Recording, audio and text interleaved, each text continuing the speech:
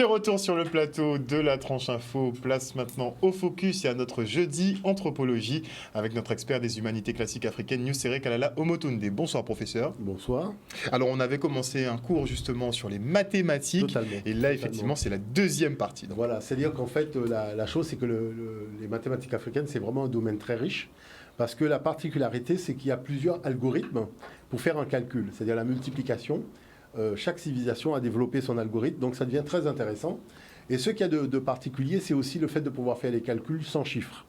Je le dis parce que des fois, il y a des enfants qui se disent « Oula, les maths... » Des calculs sans chiffres. Voilà, moi je donne un exemple très simple. Il y a un jeune une fois, un collégien, donc j'étais venu dans son établissement pour faire un atelier. Donc les ateliers, généralement, c'est minimum 2 heures, hein, parce qu'il y a quand même pas mal de choses à voir.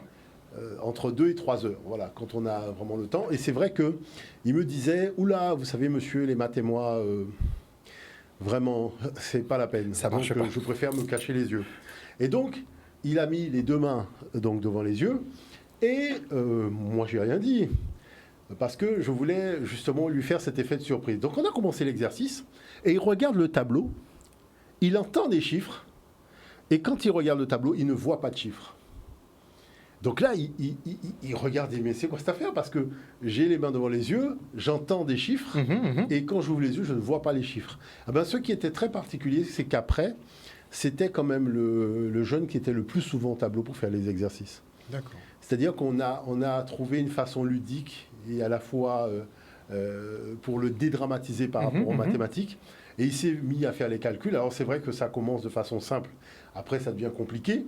Ouais, puisque c'est vrai que certaines personnes m'ont dit, mais comment on fait avec le zéro? Comment on fait avec la virgule? Exactement. Attendez, je vous dirais même qu'on fait des équations avec tout ça.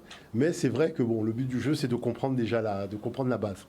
Alors, et aussi, ce que je trouve très intéressant, parce que ça m'a remémoré un petit peu justement à ma jeunesse, moi je n'aime pas les maths. Bon, notre professeur au collège ne nous a pas aidé du tout à aimer les maths, mais c'est vrai que les algorithmes qu'ils utilisent, je n'arrive pas à les maîtriser, alors que dernièrement j'en ai découvert justement grâce à vous, et c'est beaucoup plus simple en fait. C'est beaucoup plus simple, plus accessible. Que la chose, c'est qu'on peut faire aussi des équations à des inconnus avec ces mathématiques-là. Mais là, c'est bon, quand on est déjà à l'université, on commence à montrer vraiment un certain nombre de choses. Mais c'est vrai que c'est le côté un peu puissant fond. Alors c'est vrai que les gens m'ont dit, oui, mais est-ce qu'il y a un manuel? J'oublie toujours, c'est vrai que là je l'ai amené. Donc il y a le tome 1, tome 2, là c'est le tome 2. Donc, qui est dédié donc, au principe de calcul. Donc c'est vrai qu'il y a toute une série de calculs, notamment à la fin, avec aussi le fait d'apprivoiser la notion de code barre à partir des mathématiques africaines. D'accord. Bon, à part ça, c'est vrai que je suis revenu sur la notion de château fort. Qui dit château fort dit chevalier. Parce que c'est vrai qu'on a parlé des châteaux forts, mais il faut aussi parler des chevaliers. N'est-ce pas? Voilà, parce qu'on a eu beaucoup de châteaux forts, mais on a eu beaucoup de chevaliers. Et c'est vrai c'est intéressant de savoir que, par exemple, en Haïti, il y a la citadelle qui est le château fort. Hein, parce qu'il y a une chose qui est importante qu'il faut toujours rappeler, c'est que c'est un château fort dont le roi était noir. C'est-à-dire qu'en Amérique, c'est le plus grand château fort de l'Amérique, mais le roi est noir. Donc ça, il ne faut pas oublier que Haïti nous a légué une page d'histoire assez riche à ce niveau-là, et il faut quand même le rappeler, hein, puisque c'est pour des questions d'image. C'est vrai que au niveau des châteaux forts, ils sont divers et variés, les techniques de construction, donc c'est toujours intéressant de revoir tout ça. Et puis il y a le magazine, là qui est le magazine pour les enseignants et les parents, le Papyrus d'Hermès, puisque le but du jeu c'est de raconter l'histoire de la découverte de tel système par tel chercheur, de revenir, voilà. C'est plus le côté ici très littéraire, parce qu'il faut raconter un peu l'histoire, reprendre les études qui ont été faites par les chercheurs et mettre en avant, je dirais, les conclusions. Par exemple, vous avez des chercheurs qui disent que voilà, si on cherche dans l'histoire de l'humanité le début de l'histoire des mathématiques, il faut aller au Swaziland. Parce que c'est au Swaziland, et donc j'ai mis justement des travaux de chercheurs qui disent bien clairement que c'est le Swaziland qui a inauguré l'ère des mathématiques dans l'histoire de l'humanité. Donc c'est pour ça que c'est intéressant. C'est intéressant parce que une fois qu'un gamin a appris un algorithme, eh ben on passe à un autre. Et quand il a compris le deuxième, eh ben on passe au troisième. Quand il a compris le troisième, on passe au quatrième. Et qui fait que c'est vrai qu'à la fin, on ne sait plus très bien combien d'algorithmes qu'il y a, par exemple, pour faire une multiplication, une division.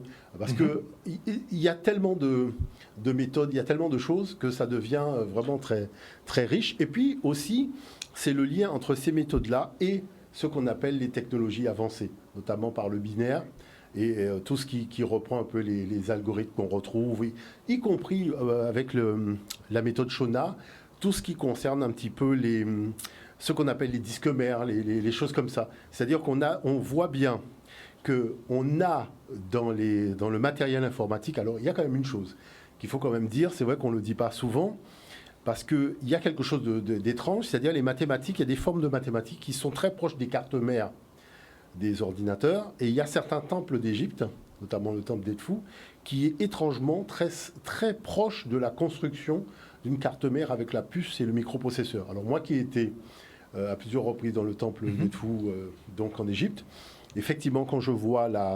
je dirais la représentation cadastrale et je vois l'architecture de disque dur d'une unité centrale d'ordinateur, on voit quand même le parallèle. Alors c'est là où on se dit que la gestion de l'énergie, c'est pas quelque chose qui se fait au hasard. En fait, c'est un modèle initial qui est dupliqué dans différents domaines, mais l'Afrique avait percé, en tout cas, la structure qui permet à l'énergie de circuler sur une surface. Et ça, c'est quelque chose de relativement intéressant. Alors, je voulais commencer par... j'ai amené donc le premier document. Donc, c'est le genre d'exercice que les parents peuvent faire avec les enfants, même à la plage, au sol, avec une baguette, je dirais avec un objet. On peut dessiner les mathématiques au sol. Et ça permet de s'amuser. On peut monter en complexité, parce qu'on commence par des chiffres simples, mais après... ça grimpe vraiment avec des milliers, des centaines de milliers, et l'enfant monte une usine à gaz. Et je suis toujours émerveillé de voir dans ces usines à gaz, c'est-à-dire quand il y a 14 580 à multiplier par 800 223, de voir le gamin faire son architecture et finalement donner le résultat. Ça va prendre un peu de temps, mais il va avoir sa logique, il va avoir ses liaisons, et ça, c'est quelque chose de pas mal. Alors, si on peut voir le premier document, parce que c'est relativement intéressant.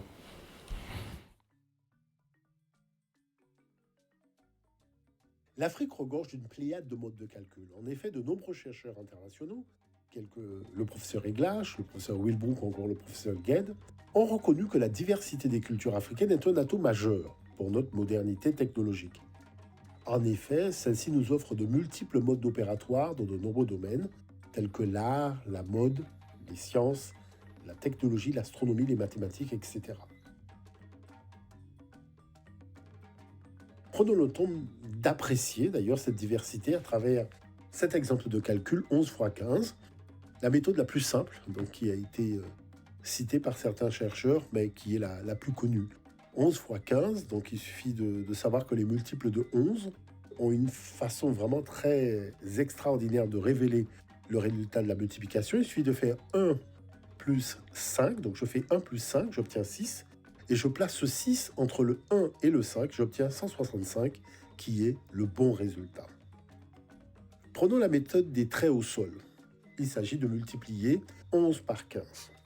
Je vais tout d'abord tracer au sol le chiffre 11. Donc je fais ma première dizaine, donc en haut, et mon unité en bas. Donc j'ai noté 11. Ensuite, je vais noter 15. Donc je fais ma première dizaine en bas à gauche, et je mets mes 5 unités sous la forme de trait en haut à droite. Par la suite, je vais noter mes intersections et tracer mes diagonales. Et enfin, je vais compter le nombre d'intersections par diagonale. Donc 1, 6, 5. Donc le résultat de 11 x 5 est effectivement 165. Simple, efficace. Voilà, simple, efficace. Et ça permet... je dirais, un jeune qui aurait des difficultés pour s'en sortir au niveau des calculs, là, on ne peut pas se tromper parce que les intersections, il suffit de les compter dans les diagonales et on a automatiquement le résultat. Et c'est vrai que, justement, j'avais mis des extraits du tome 1 du manuel Initiation aux mathématiques africaines que j'ai réalisé parce que dans le récit qui est présenté des mathématiques, aux jeunes générations. Par exemple, vous voyez le nombre pi. Le nombre pi se trouve sur un papyrus de l'Égypte antique. C'est le papyrus de Yamessou, le papyrus Rhin. Et c'est important de montrer qu'il y avait une précision dans ce calcul-là et qu'il y a des documents où on retrouve ce genre de choses. Parce que très souvent, on élude dans l'enseignement les matériaux africains. On commence par la Mésopotamie, Babylone, alors qu'il y a quand même un document mathématique qui existe réalisés en Afrique, où la précision, elle est quand même meilleure que ceux qui avaient été réalisés en Mésopotamie. Donc ça, c'est important de le noter. Il faut savoir que dans les grands colloques de mathématiques, beaucoup de chercheurs reconnaissent que l'Afrique a apporté en fait, au monde la solution technologique. Pourquoi ? Parce que, en fait, ce qu'il y a de très particulier, c'est que tous les calculs sont réduits à une simple addition. Et c'est le fait de pouvoir faire une division par une addition, une multiplication par une addition. Comme un ordinateur, c'est un système de calcul. Si on peut programmer un seul algorithme et faire toutes les opérations, mais ça devient quelque chose de prodigieux. Et c'est là que, en fait, on retrouve dans les cultures africaines, y compris au niveau de la géomancie, au niveau aussi de tout ce qui concerne les arts divinatoires, eh ben, cette façon codifiée en binaire. Alors, c'est très étrange, mais l'Afrique a percé, je pense, le mystère des mystères à ce niveau-là. C'est quoi le mystère des mystères ? Chaque fois que vous envoyez un message dans, je dirais, dans l'espace, quand je dis l'espace, c'est-à-dire déjà autour de nous, de façon générale, le message passe en binaire. C'est-à-dire que la propagation du message se fait en binaire. Et je dirais même dans la spiritualité, le langage spirituel se fait aussi en binaire. Et ça, beaucoup de chercheurs l'ont constaté. Écoutons par exemple Jacques Attali, qui va en parler dans une émission. Monsieur Attali s'y intéresse. Monsieur Attali, parce qu'il en a parlé ouvertement. Donc c'est intéressant de voir le deuxième document, par exemple. Pourquoi pas ? C'est une histoire qui n'est pas suffisamment racontée, qui montre bien qu'on est dans un contexte un peu à la RT France, c'est-à-dire qu'on supprime des courants d'information de façon arbitraire pour relever l'objectivité, parce que c'est quand même important de garder cette objectivité. Mais c'est-à-dire que beaucoup de choses, en fait, sont nées sur le continent africain. Et moi qui ai eu l'occasion d'aller au Mali, effectivement, devant moi, j'ai eu la démonstration claire et nette. Mais il y a beaucoup plus de choses que ça, parce que vous avez au Bénin, vous avez le Fa, le collier du Fa, véritablement, et du Bokono, fonctionne exactement sur la méthode binaire. D'ailleurs, le constat a été même fait au Brésil. Donc, c'est-à-dire qu'on voit bien que ce chapelet qu'il a, là, le Fa, dans l'art divinatoire, c'est exactement le code binaire avec les octets et compagnie. Donc, c'est-à-dire que toute la tradition africaine, en fait, ce qui est très étrange, en fait, pour expliquer la chose, parce que c'est pas simplement le fait d'être émerveillé, mais c'est le fait d'essayer de comprendre comment, on vous dit, il y a deux façons de noter les chiffres. Il y a le binaire, c'est-à-dire le 0 et le 1, et il y a le décimal, c'est-à-dire du 0 à 9. Et donc, vous êtes dans des univers normalement 10 séparés. C'est-à-dire qu'il y a l'univers informatique et l'univers décimal. L'Afrique mélange tout. C'est-à-dire que le décimal donne naissance au binaire dans le cadre d'un calcul qui est basé... C'est-à-dire c'est assez tout particulier. Tout est lié un peu. Oui, je dis que c'est très particulier. Et je dirais que la théorie de ce qu'on a pensé, ce qui a été écrit, la pensée primitive, alors là, c'est une escroquerie intellectuelle de grande échelle. D'accord ? C'est une escroquerie. Vraiment, c'est une escroquerie. Même notre cher Damien de la NASA, quand il a eu l'occasion, j'ai eu l'occasion de lui montrer tout ça, mais il était encore à la NASA d'ailleurs, lui m'a vu qu'en parlant aux confrères, et il n'y a pas que lui, il y a d'autres personnes aussi qui étaient dans des centres de technologie avancée, qui se sont dit, mais c'est quoi cette affaire ? Parce que on apprend l'informatique avec une méthode très arbitraire et très complexe, alors qu'en passant par l'algorithme des mathématiques africaines, on accède en fait à ce code binaire avec une grande facilité qui fait que c'est quelque chose qui peut être fait même avec un gamin. Mais on aurait dit que les Occidentaux, justement, ont complexifié ou sélectionné effectivement des systèmes de calcul trop complexes. Oui, c'est-à-dire que pour pouvoir garder un petit peu une espèce de chape de plomb sur ces algorithmes-là, ils ont compliqué exprès pour évacuer la source africaine. Mais il faut savoir que les plus grands spécialistes, et je pense à M. Wilbourg, M. Eglache et d'autres, ont bien noté que dans les cours d'informatique, les exercices qui sont donnés sont des exercices de calcul dans les méthodes africaines et qui aboutissent de fait au code binaire. Donc, la chose, c'est que justement, j'avais montré le documentaire de la BBC, je l'ai ramené parce que dans ce je dirais, contexte-là, il y a quelque chose que l'on constate, c'est-à-dire que quand on revient à nos mathématiques ancestrales. Quand je parle de mathématiques ancestrales, c'est des mathématiques qui datent de 5000 ans, hein, c'est des choses très anciennes. En regardant comme ça, on a des fois un peu de mal à comprendre. Je vois bien que les gens me disent, mais j'ai du mal à comprendre l'algorithme de calcul pour pouvoir refaire le calcul après. Alors là, on va rentrer dans des phases d'explication. On va d'abord regarder le document de la BBC et après, on prendra le temps justement d'expliquer les choses. On y va.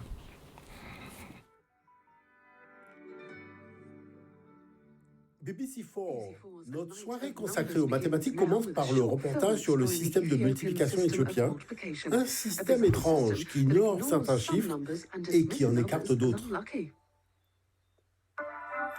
En avant pour les multiplications.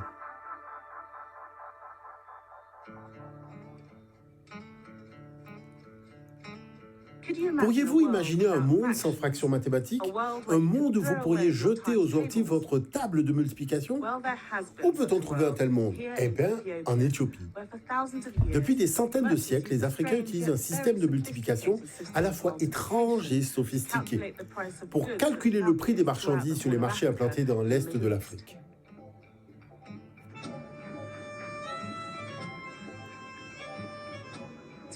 Aujourd'hui, le prix du café éthiopien est calculé sur des caisses enregistreuses. En Occident, nous utilisons notre technologie moderne, mais il y a 3000 ans, ce sont les cailloux qui servaient à nos échanges commerciaux. Tout ce qu'il faut savoir, c'est comment diviser ou multiplier un chiffre par 2. Pour les Occidentaux, le système de calcul éthiopien est si étrange qu'il semble relever plus de la magie qu'autre fond. Pour multiplier 11 par 15, il suffit de mettre ces chiffres sur 2 colonnes, puis d'aligner les chiffres de gauche en ignorant les fractions. 11, c'est 5, puis 2 et enfin 1, et dans l'autre colonne, on multiplie par 2, soit 15, 30, 60, 120. Chaque fois qu'un nombre pair apparaît dans la lignée, ignorez la rangée. Groupez les chiffres restants dans la colonne de droite et comptez, vous obtenez 165. C'est la bonne réponse. Il semble incroyable qu'un système puisse ignorer les fractions et supprimer les lignes de calcul et quand même obtenir de bons résultats. Mais cela fonctionne à chaque fois. Prenons un autre exemple. Lorsqu'on multiplie 31 par 25, on multiplie tout d'abord 31 par 5, puis par 20. On obtient alors 775.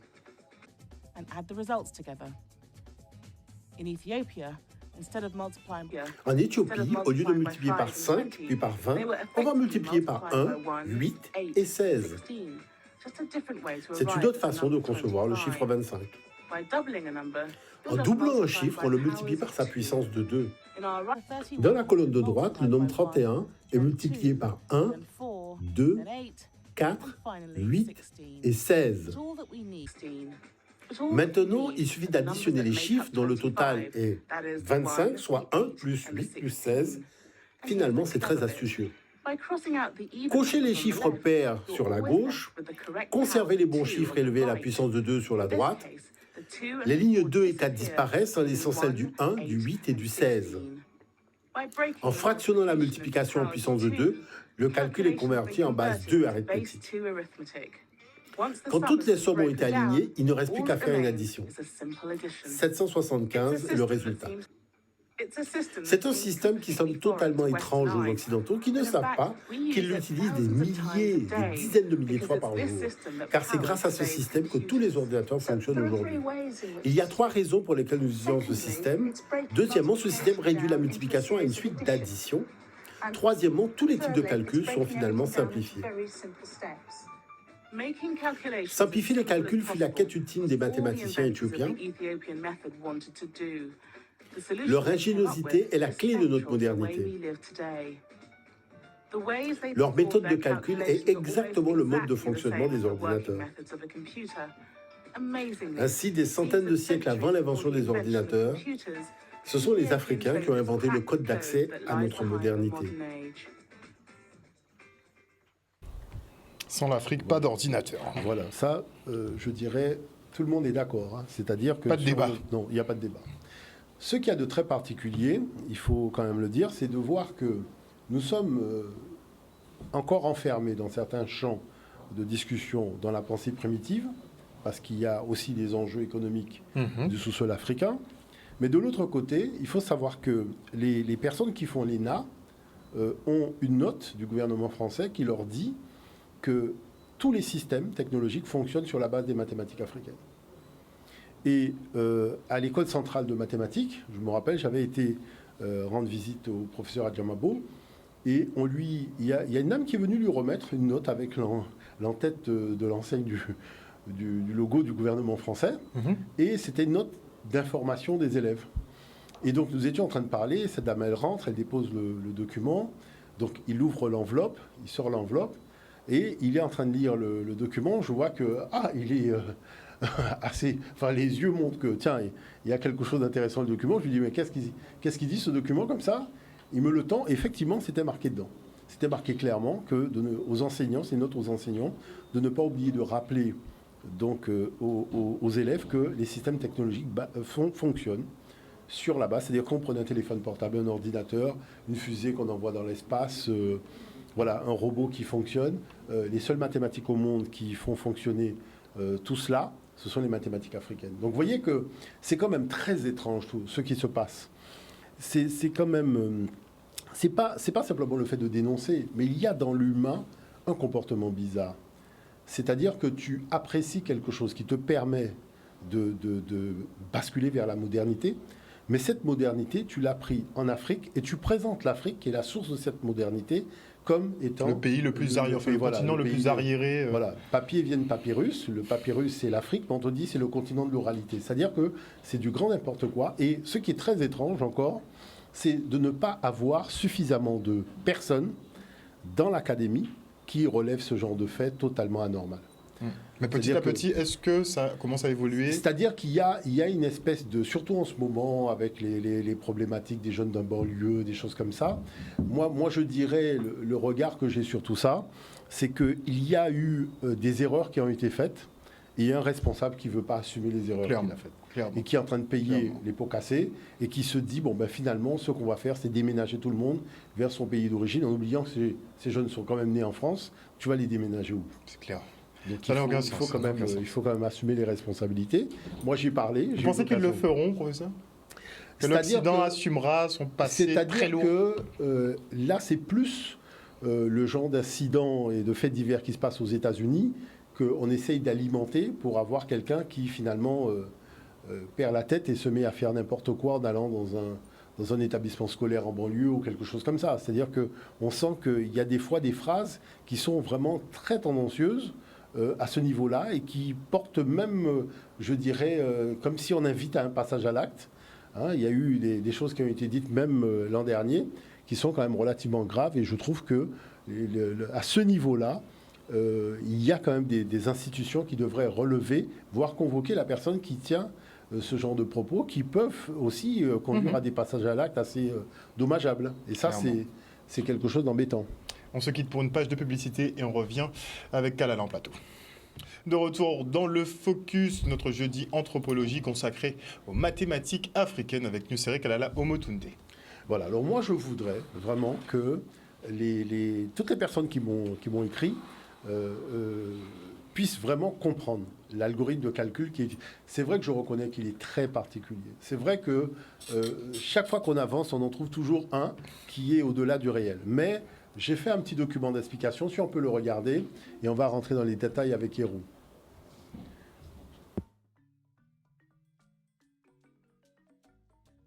Les systèmes de calcul sur le continent africain sont divers et variés, mais surtout très originaux. Et cela est relativement intéressant lorsqu'il s'agit d'élaborer des algorithmes dans des univers scientifiques et technologiques. Revenons sur l'exemple de la multiplication dans le documentaire de la BBC à propos de la méthode éthiopienne. Voyons le principe de la multiplication de 11 par 15. Il y a deux types d'opérations à faire en réalité. Sous la colonne de 11, il s'agit de diviser par 2 et sous la colonne de 15, il s'agit de multiplier par 2. Sous la colonne de 11, l'objectif étant d'obtenir un nombre entier. Si la division par 2 donne un nombre décimal, il convient donc de se retrancher sur la valeur précédente. à savoir 11 divisé par 2 donnant un chiffre décimal. Je descends à 10, 10 divisé par 2, j'obtiens 5. Avec le nombre 5, je me retrouve dans la même situation, donc je descends à 4. 4 divisé par 2, ça me donne 2, et je place le 1 au final. Pour la colonne de 15, je multiplie par 2. 15 fois 2, ça me donne 30. 30 fois 2, ça me donne 60. 60 fois 2, ça me donne 120. À ce stade, je supprime les lignes impaires, donc celles de 2 et de 60, et je vais additionner le résultat de toutes les lignes impaires, à savoir 120 plus 30 plus 15 me donne au final 165, qui est le bon résultat. Passons maintenant à la méthode kamite, à la méthode égyptienne, donc toujours pour la multiplication de 11 fois 15. Sous la colonne de 11, je vais tout simplement ventiler les puissances de 2, à savoir 2 puissance 0, ça me donne 1, 2 puissance 1, j'obtiens 2, 2 puissance 2, j'obtiens 4, 2 puissance 3, j'obtiens 8. En face, je vais tout simplement multiplier par 2. Pour 1, j'ai 15, pour 2, j'ai 30, donc 15 fois 2. Pour 4, j'ai 60, donc 30 fois 2. Et pour 8, j'ai 120, soit 60 fois 2. Je dois maintenant retrouver ma valeur 11 avec les chiffres de la colonne de gauche. Donc si 8 plus 2 plus 1 égale 11, les valeurs à retenir seront donc 15, 30 et 120. Donc la ligne à supprimer est celle de 4. Donc si je prends 120 plus 30 plus 15, j'obtiens 165, c'est le bon résultat. On constate sur les papyrus que le scribe mathématicien mettait une encoche face aux lignes qu'il retenait et laissait un espace vide pour les lignes qu'il ne retenait pas. En l'occurrence, en utilisant le principe des 1 et des 0, ça nous donne pour le calcul ici 1, 1, 0, 1, qui est un nombre binaire. Bam bam. Voilà. Donc, c'est-à-dire que là, c'est très intéressant. Alors, on a vu deux algorithmes. La chose, c'est que dans l'algorithme, qui est celui qu'on a présenté dans le documentaire de la BBC, il faut savoir que lorsqu'on a toutes les lignes de calcul, puisque là, on a fait des valeurs simples, mais on peut faire avec 1200 fois 4000, la chose, c'est qu'on arrive à un moment, personnellement, moi, je me suis dit, mais attends, c'est quand même particulier d'avoir à supprimer systématiquement toutes les lignes paires, sans se poser de questions. Et en additionnant les valeurs des lignes impaires, on a le bon résultat de fait. Alors, c'est-à-dire qu'on peut changer les chiffres, faire 25 000 calculs, on a systématiquement le bon résultat lorsqu'on supprime les lignes paires. D'accord. Donc là, j'ai commencé à m'interroger, à me dire, mais comment cette idée de supprimer des lignes paires dans un calcul où normalement tous les chiffres servent à arriver au résultat, pourquoi, sans se poser de questions, on supprime les lignes paires? Parce que, en fait, il y a dans la pensée africaine l'idée que la période où le moment où le bien a le même pouvoir que le mal est une période tendancieuse, problématique pour le bien-être des humains. Donc il faut supprimer cette option en offrant toujours au bien une valeur supplémentaire par rapport au mal. C'est-à-dire toujours la capacité de maîtriser le désordre dans le cadre de la civilisation africaine. Et c'est dans ce cadre de maîtrise du désordre que même dans les mathématiques, il faut que cela revienne comme une constante, c'est-à-dire que jamais le mal ne doit s'imposer sur le bien, même dans un calcul mathématique. D'accord. Et c'est là où on voit que les choses, après, bon, il faut évoluer vers les corpus théologiques pour arriver à voir, effectivement, il y a cette problématique-là qui est l'équivalent de l'équinoxe. L'équinoxe, c'est 2 fois dans l'année où la durée du jour égale la durée de la nuit. Ce sont des périodes problématiques dans les traditions africaines antiques, d'ailleurs depuis l'Égypte. Et c'est surtout le lendemain où le jour d'après, la lumière a une intensité en termes de durée plus forte que la nuit. C'est là que vous avez les récits du fils de Dieu, ou Siré, Hérou, qui va affronter le mal au combat, et que vous avez la même chose avec Jésus, puisqu'ils ont copié la même chose en fait, et qui va commencer son ministère et qui va sortir donc de la cachette où il était. C'est toujours lié à cet équinoxe-là, parce qu'il faut que la lumière ait une force supplémentaire par rapport à l'obscurité. Et ça, c'est important. Maintenant, là-dedans, il y a aussi une dimension binaire. Mais bon, je dirais, il y a tellement de choses à dire qu'on ne peut pas tout dire. Mais toujours est-il que dans le calcul maintenant, qui est celui du Soudan, celui de l'Égypte et autres, il y a le fait de partir toujours, alors là c'est encore quelque chose de très particulier, sur les valeurs 1, 2, 4, 8, 16, 32. C'est-à-dire que la première colonne, elle ne change jamais. Ce sont les puissances de 2. Maintenant, pourquoi on s'est arrêté à 8 ? Parce que le chiffre, c'était 11. Donc si on place à 16, on est supérieur à 11, donc on ne peut plus faire le calcul. Donc on est obligé de s'arrêter à 8 et on va remonter en prenant les valeurs successives pour arriver au 11 de départ, donc 8 plus 2 plus 1, qui va donner 11. Et après, sur la ligne d'en face, on prend les mêmes valeurs et à partir de ce moment-là, on additionne et on a les bons résultats. Mais que fait le script ? Il coche encore les lignes qu'il a conservées. Et donc le fait de cocher les lignes qu'il a conservées, quand on regarde donc le résultat que ça donne le code binaire informatique du chiffre. Alors prenons le temps de regarder Héroux, qui fait justement cette démonstration-là dans le cas du colloque. On y va. L'élément entré dans le système informatique, au bout du compte, doit être converti en binaire, de par les composants de la machine, les composants électroniques, que ce soit une image, un son, du texte. Tout doit de toutes les manières être converti en binaire à un moment donné. D'accord ? Donc la machine est obligée de le faire. Alors ici, la méthode est différente. D'accord ? On reprend les mêmes chiffres, les mêmes nombres. Et là, on va poser donc 14 ici et 12 là. Et donc en dessous, vous voyez 7, 3, 1 et ensuite 12, donc 24, 48, 96. Alors, voilà un peu le déroulement. On constate que dans cette colonne, on fait des divisions successives par 2. D'accord ? Donc, pour obtenir 7, j'ai fait 14 divisé par 2. D'accord ? Donc, 2 fois 7, 14, on est bon. Si je continue, je fais 7 divisé par 2. Ça me donne 3,5. Mais effectivement, ça correspond aussi à 3. Il reste 1. On va le voir dans quelques instants. Donc ça veut dire que le virgule 5, je ne l'ai pas mis, je ne l'ai pas reporté. Et je fais la même chose, je fais 3 divisé par 2. Donc là aussi, je n'ai pas un résultat entier, j'ai 1,5. Mais pour l'instant, la demi, on ne la garde pas. Et pendant ce temps, dans le même temps, ici, on fait quoi ? On double chaque fois le nombre qui est juste au-dessus. Donc 12 fois 2, 24. 24 fois 2, 48. 48 fois 2, 96. Donc ici, je divise par 2 et ici, je multiplie par 2. D'accord ? C'est le principe. Et ensuite, qu'est-ce qui va se passer ? Vous avez vu que ici, j'ai choisi des nombres, des chiffres, ici, mais le professeur Diamagdo va éclaircir tout ça entre nombres et chiffres, il en a parlé. Donc, on a choisi ces chiffres-là, et visiblement, on n'a pas choisi celui-là. Donc, effectivement, j'ai entouré le 1, j'ai entouré le 3, j'ai entouré le 7, et même pas le 14. Alors, qu'est-ce qui fait que je ne l'ai pas entouré ?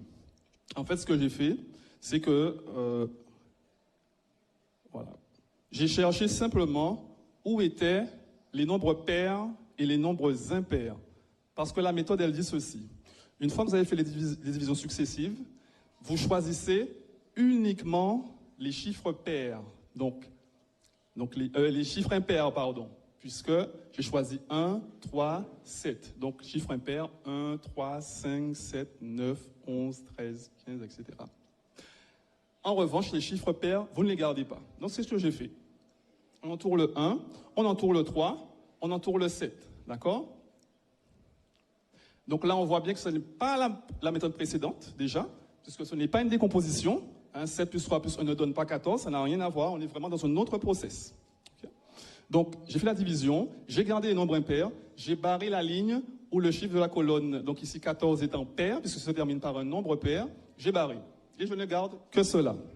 Et ensuite, qu'est-ce que je vais faire ? Eh bien, comme notre méthode, je prendrai les valeurs qui sont ici, et je vais les additionner simplement. Je vais les additionner. Donc 24 plus 48 plus 96, qui donne toujours 168. Donc à ce stade, on voit bien que dans la première méthode, on a réussi à obtenir notre résultat. Dans cette méthode, on a également notre résultat. Voilà. Alors, je dirais que il y a quand même quelque chose de très particulier. Je ne sais pas s'il y a vraiment aujourd'hui des peuples qui peuvent jongler avec autant d'algorithmes de calcul. D'ailleurs, on voit bien qu'on ne va pas discuter. C'est bien l'Afrique qui a inventé les 4 opérations. On va quand même pas C'est clair, discuter, net et précis. l'addition, la soustraction, la multiplication, la division, c'est l'Afrique. Là, on ne va pas discuter parce que toutes les méthodes, on voit bien que ça part de ce principe-là. C'est l'algorithme qui est très étrange et relativement sophistiqué. Mais c'est vrai que dans cette démarche-là, il y a toujours le souci d'une chose, c'est-à-dire que le chiffre est une intensité d'énergie. Et comme c'est une intensité d'énergie, le binaire vient valider la dimension énergétique du chiffre. Et c'est par cette dimension binaire que le chiffre prend son état d'état subtil, c'est-à-dire sa condition d'état subtil. Et ça, c'est important de le souligner. Alors, Héroux avait fait une démonstration. Si on peut voir la démonstration suivante sur la méthode égyptienne, donc kamite, c'est intéressant puisque c'est celle qui apparaît sur les papyrus notamment.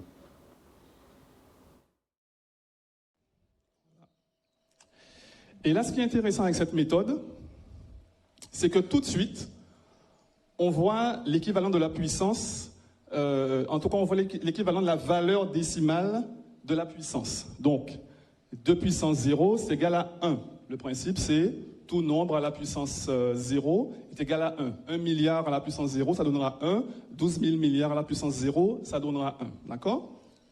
Ensuite, 2 puissance 1 correspond effectivement à 2. C'est le nombre lui-même. 2 puissance 2 donne 4, c'est-à-dire 2 fois 2, 4. 2 puissance 3 donne 8, c'est-à-dire 2 fois 2 fois 2, c'est-à-dire 4 fois 2, 8. D'accord? Donc, dans cette méthode, on a directement, en fait, l'équivalent décimal des puissances de 2. Donc, c'est ça qui est intéressant. Et j'ai trouvé vraiment, vraiment intéressant. Et derrière, on continue le calcul. Et donc, voilà, pour schématiser, voilà ce qui se passe. Je vais revenir en arrière. Regardez. Donc, là, j'ai gardé la valeur. Ici, je l'ai gardée. Ici, je l'ai gardée. Mais ici, je ne l'ai pas gardée, je ne l'ai pas entourée. D'accord? Donc, qu'est-ce qui va se passer? Quand je garde, je mets le chiffre 1. Ici, donc j'ai gardé 8, j'ai mis le chiffre 1. Ici, j'ai gardé le 4, j'ai mis le chiffre 1. Ici, j'ai gardé le chiffre 2, donc je remets le chiffre 1. Par contre, rappelez-vous, la première ligne, on ne l'a pas gardée. Donc, j'ai mis 0. D'accord? Et j'ai bien fait de rappeler donc l'ordre, parce qu'il est important de garder, de respecter cet ordre. Et regardez en bas. Donc, j'ai mes puissances ici, là, enfin les chiffres binaires. Et j'ai converti le nombre 14 en binaire. Donc, le nombre 14 en base décimale, c'est pour ça que je l'ai entouré, c'est la notation usuelle. On entoure et on met l'indice 10, simplement pour dire qu'on est dans le système de numération décimale. Donc, voilà. Et en binaire, vous l'avez ici. Donc, comment on a fait? Très simplement, chaque fois que j'ai gardé le chiffre, j'ai mis le chiffre 1, d'accord, en face. Et quand je ne l'ai pas gardé, j'ai mis le chiffre 0. Ça veut dire quoi? Que 14, ça correspond à 1 fois 8, plus 1 fois 4, plus 1 fois 2, simplement. Et 0 fois 1 donnant 0. Donc, dans l'addition, ça passe à la trappe. D'accord? Donc, très simplement, via une méthode très ancienne, on arrive à convertir un nombre en binaire. Voilà, et donc c'est à partir de là que c'est aussi intéressant, parce que dans nos arrêts tradition, par exemple, quand on prend le tambour, justement, le fait de frapper avec les deux mains, ça fait qu'on bascule dans le binaire de fait. Et lorsqu'on voit, je dirais, parce qu'il y a, il y a la dimension de ce qu'on appelle un peu le solfège, mais il y a aussi, je dirais, l'équation binaire, donc du gros cas, on voit directement, et ça, je me rappelle de l'intervention qu'avait faite, puisqu'on a organisé une conférence là-dessus au niveau du Cameroun, avec des spécialistes en musique et en égyptologie, qui ont rappelé, notamment le professeur Doukaya, notre cher feu Doukaya, que la dimension du tambour, c'est directement le fait de basculer dans le binaire. Mais c'est aussi valable pour le pas de danse, parce qu'on a deux jambes. voyez, la chose, c'est qu'on va multiplier 11 par 14. Donc, ça veut dire qu'on a une jambe qui rentre en interaction avec l'autre jambe et qui va créer des interactions. C'est ça qu'on appelle la danse, c'est-à-dire c'est le mouvement. De fait, on bascule en binaire. C'est-à-dire que la chose, c'est qu'on a du mal à saisir parce qu'on est très éloigné de notre culture. On est, je dirais, un peu même des fois en touriste dans notre propre culture, ce qui est un peu dommage. Et on ne voit pas que la façon dont on parle de notre culture dans les académies, ça n'a rien à voir avec notre culture. Pourquoi ? Parce que le paradigme qui a donné naissance à cette culture-là n'est pas le paradigme utilisé dans les académies occidentales.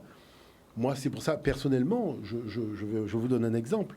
Il y avait quelqu'un qui était venu me voir avec une thèse, la musique K. Et j'avais expliqué que, en fait, on n'a pas besoin d'aller plus loin. Le titre montre que la personne est à côté. Alors, la personne me dit, mais pourquoi ? Parce que j'ai quand même une bonne note à l'examen et compagnie. Pourquoi vous considérez que ma thèse, elle n'est pas valable ? Parce que le mot musique n'existe pas. Le mot musique est un mot grec, musiké, qui vient des muses. C'est-à-dire qu'il y a un contexte matriciel, culturel, grec, qui va engendrer ce terme-là. Nous, on est dans le cadre de la parole. C'est France Fanon qui dit dans Pour nous à masque blanc, il a fait clarinette là, parler. Il fait parler l'instrument, il fait parler la clarinette. Pourquoi il ne dit pas il joue à la clarinette ? Pourquoi la musique, pourquoi il dit pas il fait de la musique avec sa clarinette ? Non, il a fait parler. Donc ça veut dire que si on ne revient pas au système de pensée matriciel qui a donné naissance à notre culture, et si aussi, parce qu'on peut se dire quand même au moins un minimum de choses, c'est vrai que les subventions qui servent à faire s'exprimer notre culture ne sont pas des subventions africaines.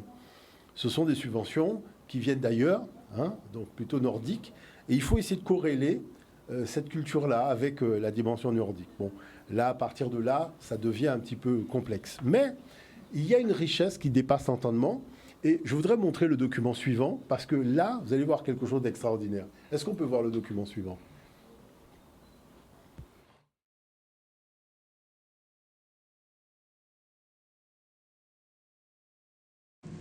Et comment faisaient les anciens ?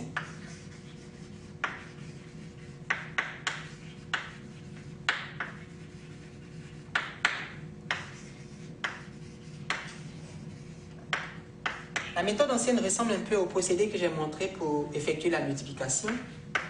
J'ai 1075 divisé par 25. J'écris ici les puissances successives de 2.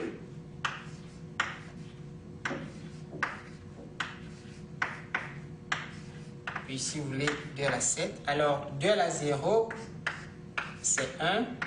2 à la 1, c'est 2. 2 à la 2, c'est 4. 2 à la 3, c'est 8. 2 à la 4, c'est 16. 2 à la 5, c'est 32. 2 à la 6, c'est 64. Et 2 à la 7, c'est 128. Maintenant, je vais écrire les doubles successifs du nombre 25 jusqu'à obtenir un nombre qui est inférieur ou égal à 1075.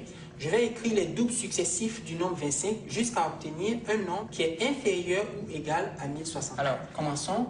J'ai 25, 50, 100, 200, 400, 800 et 1600. J'ai 1600 qui est plus grand que 1075, donc je m'arrête au niveau de 800. Et comment obtenir 1075 à partir des nombres de la colonne de 25? Pour obtenir 1075, j'ai besoin de 800, j'ai besoin de 200, parce que 800 plus 200, ça fait 1000. J'ai 1000 plus 75, ça fait 1075, donc j'ai besoin de 50. Et j'ai aussi besoin de 25. Donc, 1075, c'est 800 plus 200 plus 50 plus 25. 1075, c'est 800 plus 200 plus 50 plus 25. Or, 800 correspond à 32. Donc, j'entoure 32. 200 correspond à 8. J'entoure 8. 50 correspond à 2. J'entoure 2. Et 25 correspond à 1. J'entoure. Pour effectuer la division de 1075 par 25, il suffit d'additionner les puissances de 2 qui sont entourées. On va simplement additionner ou ajouter les puissances de 2 qui sont autour. Donc, 1075 divisé par 25 égale 32 plus 8 plus 2 plus 1. 32 plus 8 plus 2 plus 1, ce qui fait 43 et qui correspond au résultat que nous avions trouvé. Oh, Voilà, magnifique. vous voyez. Donc, c'est là où on peut parler de génie africain. C'est-à-dire que l'algorithme qui sert pour la multiplication est le même algorithme qui permet d'aboutir à la division. C'est quand même extraordinaire cette affaire. Vous voyez. Eh ben voilà, c'est de cela dont sont privés nos enfants, d'une façon générale, par cet enseignement où on parle de connaissances, de culture générale. En fait, c'est du captif occidental, voire américain. Hein, et je dirais, on est très loin de la dimension objective de l'histoire des sciences. On est très très loin de la dimension objective de l'histoire du génie africain. Et justement, ça, il faut le souligner. À Niger, Alors nous, justement, on travaille énormément là-dessus. Pédagogiques. On fait beaucoup d'ouvrages, on fait des ouvrages pédagogiques. C'est vrai qu'ils sont disponibles sur le site anijar-édition.fr. Il y a celui-là, parce que, vous savez, pourquoi j'insiste, et je dis aux parents d'avoir celui-là, parce qu'un enfant, ça pose beaucoup de questions. Et quand vous commencez à faire les exercices avec les enfants, il va vous poser des questions, mais ça vient d'où? Qui faisait ça? Les réponses sont dans le magazine. Et c'est pour ça que c'est important d'avoir les deux, dans la mesure où ça permet de mieux comprendre aussi. Et puis, je vous dirais une chose. Hein.